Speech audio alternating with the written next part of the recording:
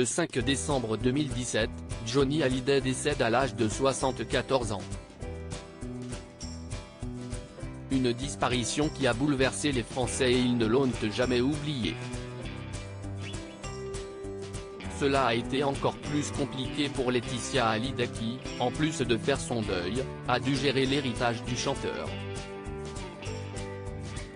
En effet, le taulier a laissé d'importantes dettes à sa dernière épouse et cela a été au centre de l'attention durant plusieurs mois.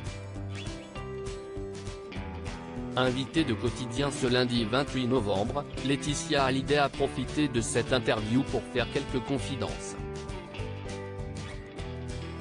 Le deuil a été difficile, a-t-elle d'abord expliqué. Johnny est parti et il n'a pas réglé certaines choses. Il m'a laissé avec beaucoup d'emmerdes, a-t-elle poursuivi, très peinée. Un aveu qui a étonné Yann Barthès. Encore maintenant ? A-t-il demandé à son invité qui lui a répondu, en toute franchise, oui, encore maintenant.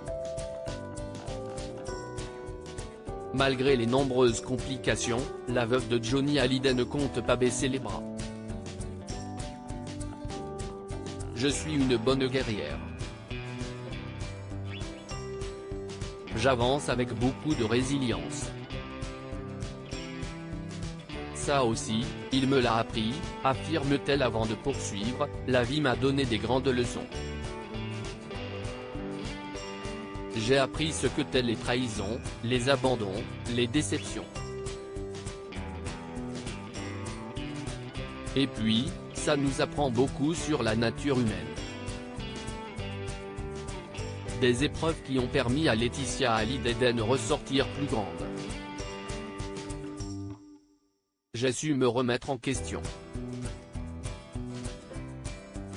Il faut grandir de ça et construire sa vie, a-t-elle conclu.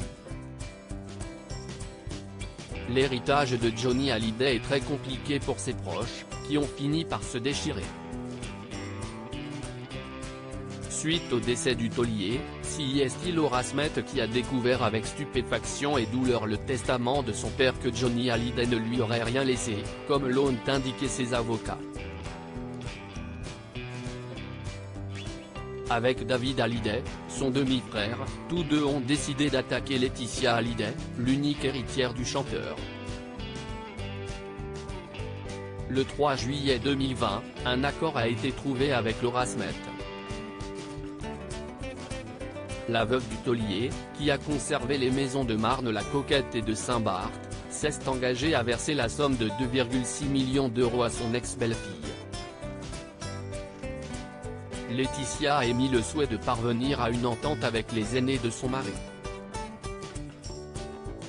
Il en va de la paix réclamée par le deuil, comme de la sérénité qui doit habiter chaque famille, avait indiqué Gilles Goé, son avocat.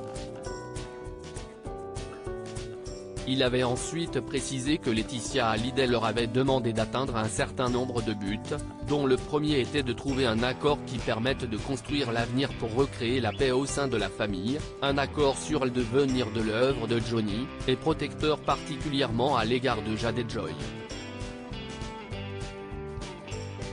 Une bataille juridique qui a séparé les proches de Johnny Hallyday puisque Laetitia Hallyday et les aînés de Johnny n'ont plus de contact. Si on avait pu se mettre autour d'une table, avec de l'empathie et de la compassion, je suis sûr qu'on aurait pu régler le problème bien plus tôt. On se serait serré dans nos bras et on aurait avancé, avait déploré la veuve du chanteur, assurant que cette médiatisation était la goutte de trop.